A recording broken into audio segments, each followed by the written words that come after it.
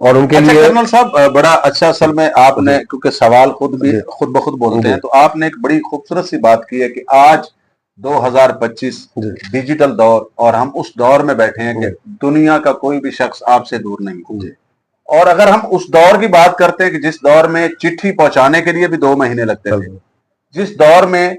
मतलब ये कि डाकिए का भी कंसेप्ट नहीं था, आप एक अपना कासिद भेजते थे जो चिट्ठी लेके जाया करता था, उस दौर के अंदर अपने आप को इतना पॉपुलर करना और उस दौर के अंदर ये मनवाना कि मैं हूं जी, यानी इसका मतलब यही हुआ ना कि जब आप पॉपुलर होते हैं तो आप दुनिया को बताते हैं कि भाई मैं हूं, और मैं हूं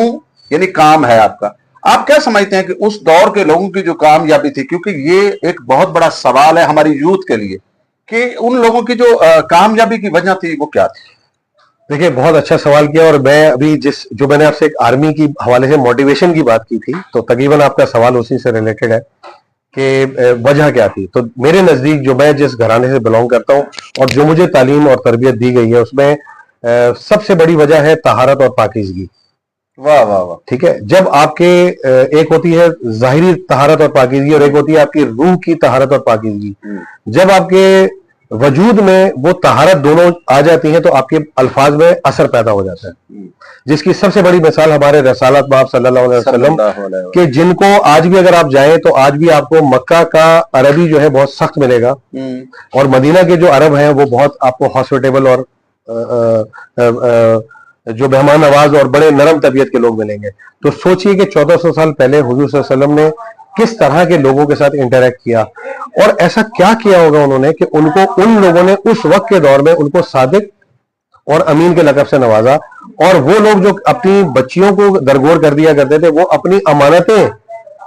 हमें तो बाद में आगे पता चला ना कि रसूल ने जब हिजरत की, रसूलुल्लाह सल्लल्लाहु अलैहि वसल्लम ने, तो पता चला कि उन्होंने हजरत अली अलैहिस्सलाम को कहा कि जी मेरी अमानतें देते हुए आना। तो ये तो हमें बाद में पता चला, लेकिन वो कब से उन्होंने उनकी अमानतें रखी थी। तो अमानतें रखना मसला नहीं है, जो रखवा रहा है वो आपको मानता भी नहीं है, आपको जानता भी नहीं है, तो आपको कुछ ना कुछ इतना उसने अपने आपके मजहब और आपकी रिसालत पर ईमान नहीं ला रहा है, लेकिन आपके किरदार, जो मैंने तहारत और बात की कि असर इतना था उनकी शख्सियत में, तो वो क्या चीज थी, तो वही तहारत और पाकीज़गी, कि जिसपे कुरान ने फरमाया कि बिस्मिल्लाहिर्रहमानिर्रहीम इन्नल्लाह व मलाइकतहु यसल्लूना अलन नबी या अय्युहल्लज़ीना आमनू सल्लू अलैहि वसल्लमु तस्लीमा। और फिर आयत तहरीर को नाजिल किया गया उनकी तहारत और पाकीज़गी के लिए कि इन्नमा युरीदुल्लाहु लियुज़हिबा अन्कुम अर्रिज्सा अहलल बैत व युतहिरकुम तत्हीरा अल्लाहुम्मा सल्लि अला मुहम्मद व आलि मुहम्मद। और इसी को मुत्तसिल करते हुए बात को, जो मैंने कहा कि आप इसको इससे अंदाजा लगाएं कि दुनिया जहान की आर्मी में जो सबसे स्ट्रॉन्ग लोग होते हैं वो होते हैं जो मोटिवेशन के बेस पे लड़ रहे होते हैं, यानी जिनके पास कोई मोटिव। वरना आपने अभी यूक्रेन और रशिया की वॉर में देखा कि जिनके पास मोटिव है वो तो लड़ रहे हैं, लेकिन जो पैसे के लिए लड़ रहे हैं उनकी मोटिवेशन नहीं है, उनका मकसद पैसा है, तो वो उस तरह से उनकी लड़ाई में वो स्ट्रेंथ है वो नहीं है। जबकि हमारे यहाँ सबसे बड़ी जो स्ट्रेंथ है, हमारी जो मोटिवेशन है, वो है कि हम मौत से डरते नहीं है। हमारा जितना जिहाद जो कुछ भी हमारा है वो अल्लाह के, उसके रसूल के, इस्लाम की बका के लिए है। तो अब यहीं पर मैं उसको जोड़ रहा हूं अल्लामा इकबाल की उस बात से कि आप सोचिए कि जिसने अपने आप को उस दौर में, जब डिजिटल मीडिया नहीं था, किस किस्म की उनकी पाकीज़गी होगी, किस किस्म की तहारत होगी, किस किस्म का उनका कैरेक्टर होगा कि उन्होंने अपनी एक डिफरेंट जबान में, यानी फारसी वॉज नॉट कॉमन देन, ठीक है, हमारी उर्दू उस वक्त तख्लीक कर रही थी, उस वक्त इंग्लिश नहीं थी, लेकिन ईरान ने उसको अपनाया। उसकी सोच ने, उस शायरी की सोच ने पूरा एक मुल्क खड़ा करके आपके सामने रख दिया।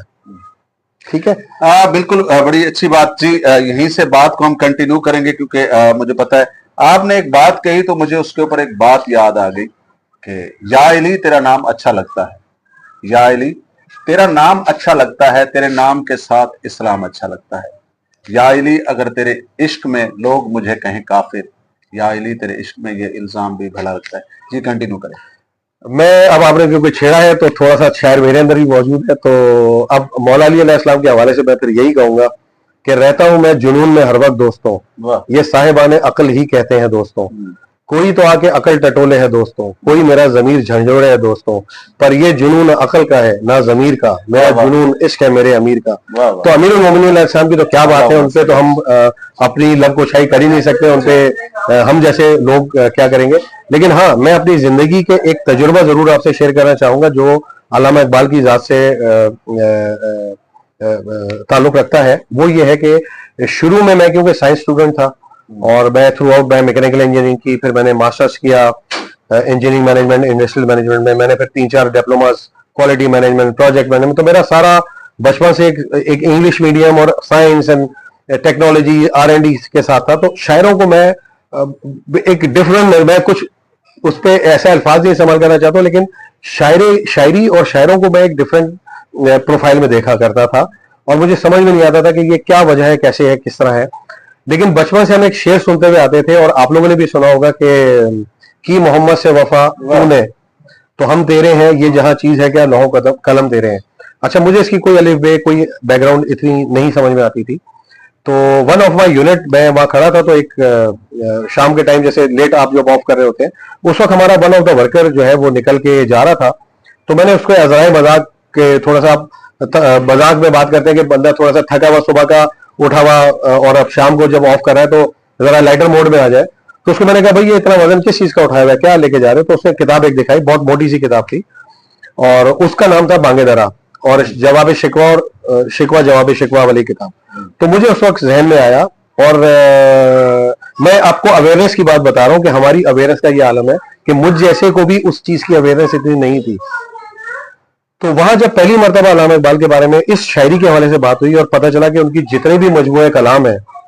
उनमें जो सबसे मार्कतुल आला किताब लिखी उन्होंने वो लिखी शिकवा,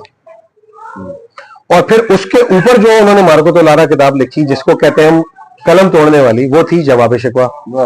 वहां मुझे पहली मर्तबा पता चला कि वो शिकवा जो है वो एक्चुअली इंसान अल्लाह से कर रहा है, लेकिन जो जवाब शिकवा है वो अल्लाह की तरफ से वो इंसान कर रहा है। और उस किताब का जो आखिरी शेर है वो ये शेर ये है, यानी उनके मुताबिक या हम शायरों के मुताबिक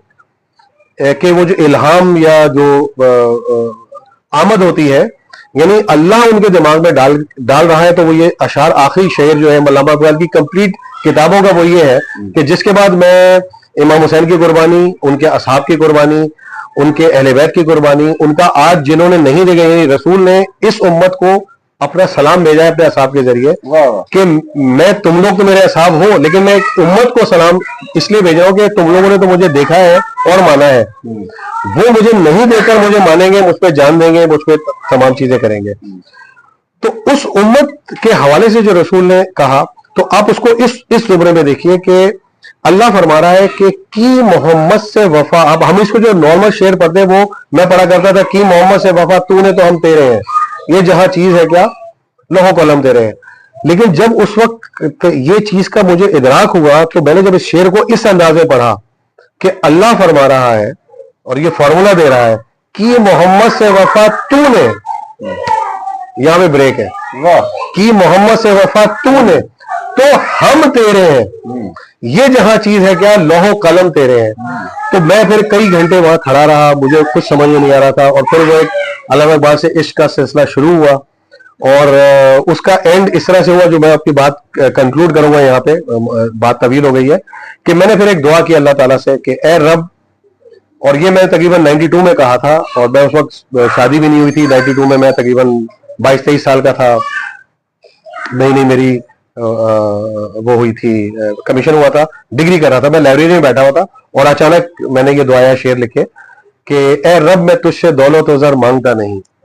या दे तवंगरी ये अता मांगता नहीं, अच्छा मिल जाए हो कुरानी। अब बैकग्राउंड में इसमें अल्लामा इकबाल को वो रखिएगा कि मोहम्मद से वफा तूने, ठीक है, कि ए रब मैं तुझसे दौलत व ज़र मांगता नहीं, या दे तवंगरी ये अता मांगता नहीं, मिल जाए हुक्मरानी ये मैं चाहता नहीं, अच्छा दुनिया की लज्जतों की अता मांगता नहीं। तो फिर क्या मांगता है जब दुनिया की लज्जतें, मेरी फकत ये भीख है, अच्छा तेरे हुजूर में, वाह वाह, मेरी, मैं मांग भी नहीं रहा हूं, मैं भीख मांग रहा हूं, मेरी फकत ये भीख है तेरे हुजूर में, नहला दे मुझको इश्क मोहम्मद के नूर में, और तुझसे फकत ये भीख है मेरे सवाल में, क्योंकि हुजूर ने कहा मेरी आल के बगैर मुझसे कुछ नहीं, ठीक है, मेरी फकत ये भीख है तेरे तुझसे फकत ये भीख है मेरे सवाल में, नहला दे मुझको इश्क मोहम्मद की आल में, और जो भी मिले मवद्दत इश्क रसूल में, और जो भी मिले तसद्दुक़ आले रसूल में। बहुत शुक्रिया।